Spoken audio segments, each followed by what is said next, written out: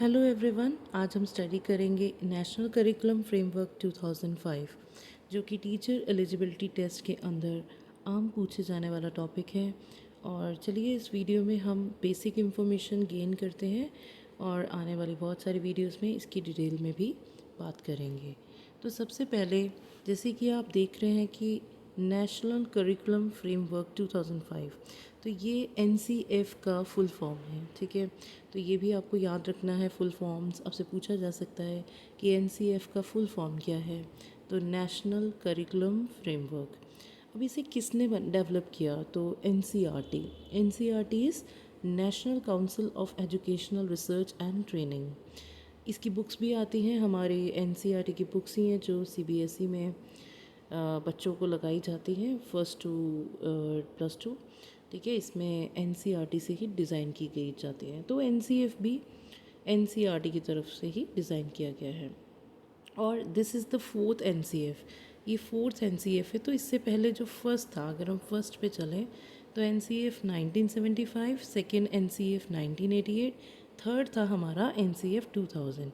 तो ये जिसके बारे में अभी हम बात कर रहे हैं जो भी right now, that is NCF 2005।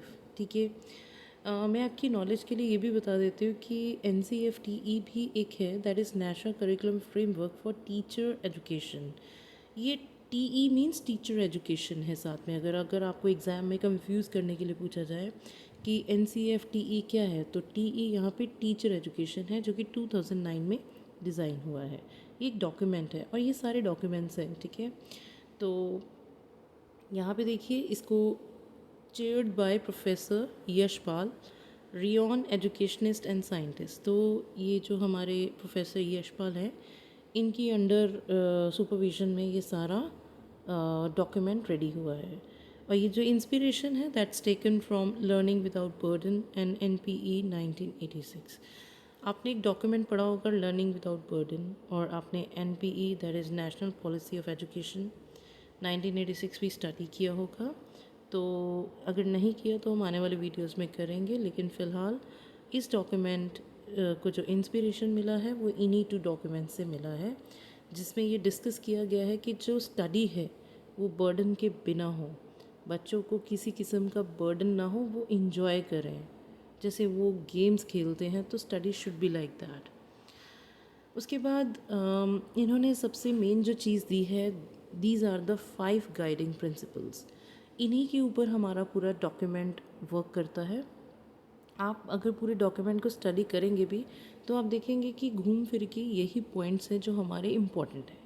जिसमें सबसे पहले आप देखेंगे connecting knowledge to the life outside the school. Second is enriching the curriculum so that it goes beyond textbook. Nurturing an overriding identity informed by caring concerns within the democratic polity of the country. Making examination more flexible and integrating them into classroom life. Ensuring that learning skills away from rote methods. तो ये जो 5 guiding principles हैं ये हमें NCF में देखने को मिलते हैं। तो इनको भी मैं जस्ट ईजी लैंग्वेज में आपको यहाँ पे समझाने की कोशिश करती हूँ। नंबर 1 पे आप देखिए, to shift from rote method. अब रोट लर्निंग, आपको पता है जब हम लोग छोटे होते थे तो रोट मेथड ही यूज़ होता था, क्वेश्चंस को लर्न करना, आंसर्स को करना। बट अब ऐसा नहीं है। अब जो अप्रोच है वो क्या है, लाइफ के साथ कनेक्ट कर दी गई है। मतलब कि कॉन्सेप्ट बेस्ड हो गई है, जिसकी कॉन्सेप्ट मीन्स क्लैरिटी। ठीक है, एक बच्चे को अगर टॉपिक आप करा रहे हो उसको कितना प्रैक्टिकल लर्निंग हो रहा है, तो दैट इज़ मोर इम्पोर्टेंट। तो इस चीज़ पे फोकस NCF का है। Number 2 is connecting knowledge to life outside the school. पहले हम लोग स्कूल तक ही लिमिट होते थे, लेकिन अभी क्या है, उन बच्चों को जो भी एट प्रेजेंट पढ़ रहे हैं या फिर आने वाले टाइम में बच्चे जो पढ़ेंगे, उनको अपनी लाइफ के साथ भी जोड़ना, सिर्फ बुक्स के साथ या स्कूल के साथ ही कनेक्टेड नहीं, उन्हें आउट ऑफ बाउंड्री लेके जाना, so that they come to know many things. Because जितना हम एक्सप्लोर करते हैं उतनी नॉलेज हमारी एक्सपैंड होती है। ठीक है, third is examination should be more flexible.